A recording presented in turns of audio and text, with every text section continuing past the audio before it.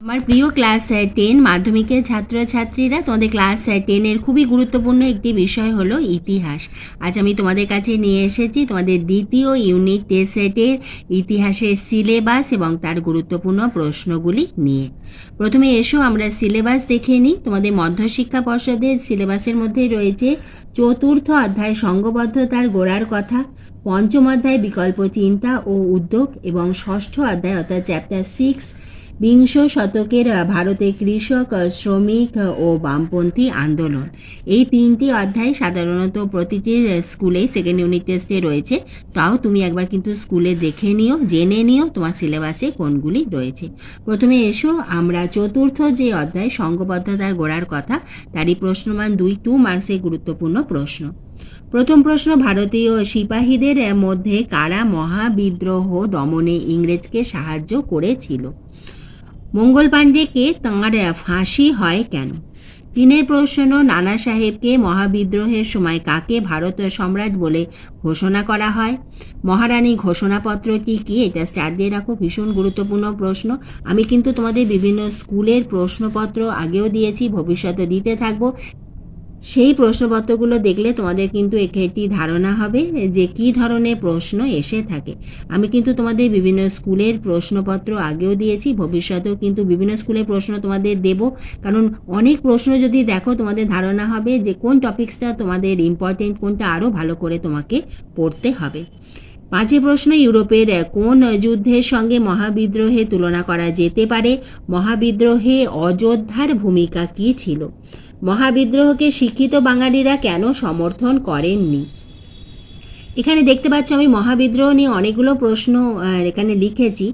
হয়তো এই প্রশ্নগুলো আসবে না, তোমাদের মহাবিদ্রোহ যখন তোমরা সংজ্ঞাটা বড় প্রশ্ন হিসেবে রেডি করবে তখনই কিন্তু তোমাদের এই উত্তরগুলো পেয়ে যাবে, কারণ এখান থেকে ছোট প্রশ্ন আসতে পারে, বিভিন্ন ঘুরিয়ে আমাদের প্রশ্ন আসতে পারে, সেজন্য আমি এই প্রশ্নগুলো তোমাদের দিলাম। আটের প্রশ্ন, ঐতিহাসিক অনিল শীল 19 শতকে কেন সমিতির যুগ বলেছেন?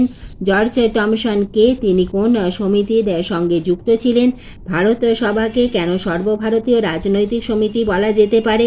হিন্দু মেলার কর্মসূচি কী ছিল? আনন্দমঠ উপন্যাসে সমসাময়িক কোন দুটি ঘটনার পরিচয় পাওয়া যায়? 13 নম্বর প্রশ্ন, মহারানীর শাসনকালকে প্রতিশ্রুতি ভঙ্গের অধ্যায় কেন বলা হয়? ভারত সভার উদ্দেশ্য কী ছিল? ইলবার টেবিলের মূল উদ্দেশ্য কী ছিল? ভার্নাকুলার প্রেস অ্যাক্ট কী? অস্ত্র আইন কী? জাতীয় সম্মেলন কী? গোড়ার প্রকৃত পরিচিতি উল্লেখ করো। এবং পরের প্রশ্ন, অবনীন্দ্রনাথ ঠাকুরের ভারত মাতা চিত্রটির গুরুত্ব কী? এটা দেখলে তোমরা 2 মার্কসের প্রশ্ন। এবার এসো আমরা গুরুত্বপূর্ণ 4 এবং 8 প্রশ্ন দেখিয়ে দিই, এবং এই প্রশ্নগুলো তোমাদের 4 মার্কসেও আসতে পারে, আবার 8 মার্কসেও আসতে পারে। প্রথম প্রশ্ন, সিপাহী বিদ্রোহ নামকরণ কেন যুক্তিযুক্ত নয়? 1857 মহাবিদ্রোহ কেন জাতীয় বিদ্রোহ নয়? মহারানী ঘোষণাপত্রে ভারতীয়দের কি আশ্বাস দেওয়া হয়েছিল? মহারানী ঘোষণাপত্রের ফলাফল আলোচনা করো। 19 শতককে কেন সমিতির যুগ বলা হয়? জাতীয় চেতনার উন্মেষে আনন্দমঠের ভূমিকা। জাতীয় জাগরণে ভারত সভা ও হিন্দু মেলার ভূমিকা। অবনীন্দ্রনাথ ঠাকুরের ভারত মাতা ছবির তাৎপর্য। এই ভারত মাতা ছবি কিন্তু তোমাদের যে মধ্যশিক্ষা পর্ষদে খুব পছন্দ, এখান থেকে কিন্তু প্রশ্ন এসেই থাকে। 9 প্রশ্ন, স্বদেশের ভাবনা গড়ে তোলাতে আনন্দমঠ, বর্তমান ভারত ও গোড়া 3টি গ্রন্থের ভূমিকা আলোচনা করো। তোমরা দেখলে চতুর্থ অধ্যায় গুরুত্বপূর্ণ প্রশ্ন। এবার এসো আমরা দেখে নিই তোমাদের পঞ্চম অধ্যায় বিকল্প চিন্তা ও উদ্যোগ তার গুরুত্বপূর্ণ প্রশ্নগুলি। পঞ্চম অধ্যায় প্রশ্নমান 2 মার্কসের প্রথম প্রশ্ন, উপেন্দ্র কিশোর রায়চৌধুরী স্মরণীয় কেন? সিভি রমন কেন বিখ্যাত? 19 শতকে স্থাপিত 2টি ইঞ্জিনিয়ারিং কলেজের নাম লেখো। বটতলার বাজার কলকাতার কোন অঞ্চলে বিস্তৃত ছিল? চার্লস উইলকিন্স কী ধরনের হরফ দিয়ে বই ছাপিয়েছিলেন? রামরাম বসুর রাজা প্রতাপাদিত্য চরিত্র গ্রন্থটি উল্লেখযোগ্য কেন? শ্রীরামপুর মিশনকে সমকালীন বাংলা মুদ্রণে বৃহত্তম কেন্দ্র কেন বলা হয়? এবং 8 প্রশ্ন, রবীন্দ্রনাথ কেন বিশ্বভারতী প্রতিষ্ঠা করেন? এরপরে এসো প্রশ্নমান 4 এবং 8 মার্কসের বড় যে প্রশ্ন সেগুলো দেখে নিই। প্রথম প্রশ্ন, বই ছাপানো ক্ষেত্রে শ্রীরামপুর মিশনের অবদান। দ্বিতীয় প্রশ্ন, মুদ্রণ শিল্পে উপেন্দ্র কিশোর রায়চৌধুরী কীভাবে বিপ্লব এনেছিলেন? বসু বিজ্ঞান মন্দির সম্পর্কে কি জানো? রবীন্দ্রনাথ ঠাকুরের শিক্ষানীতি কী ছিল? আমি তোমাদের যে প্রশ্ন দিচ্ছি, হয়তো এই প্রশ্নটাই এলো না, কিন্তু তোমাদের যে প্রশ্ন আসবে তার উত্তর হয়তো তোমরা এখান থেকে লিখতে পারবে। 5 প্রশ্ন, কলকাতা বিজ্ঞান কলেজ কীভাবে প্রতিষ্ঠিত হয়? বাংলা ছাপাখানার বিকাশ কীভাবে ঘটেছিল? মুদ্রণ শিল্পে টিকা। রবীন্দ্রনাথ ঠাকুর কেন ব্রহ্মচর্যাশ্রম গড়ে তুলতে উদ্যোগী হয়েছিলেন? কিভাবে বিশ্বভারতী গড়ে উঠেছিল তাহা লেখো। তোমরা দেখলে পঞ্চম অধ্যায় গুরুত্বপূর্ণ প্রশ্ন।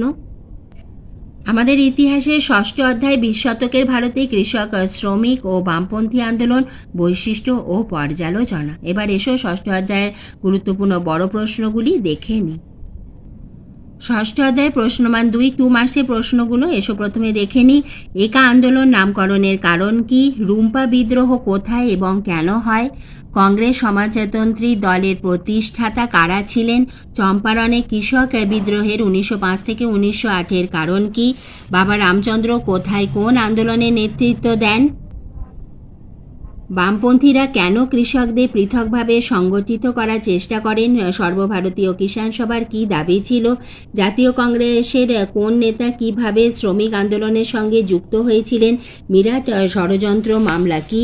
ফরওয়ার্ড ব্লক প্রতিষ্ঠার পটভূমি কি? ওয়ার্কার্স অ্যান্ড পেজেন্টস পার্টি কবে প্রতিষ্ঠিত হয়?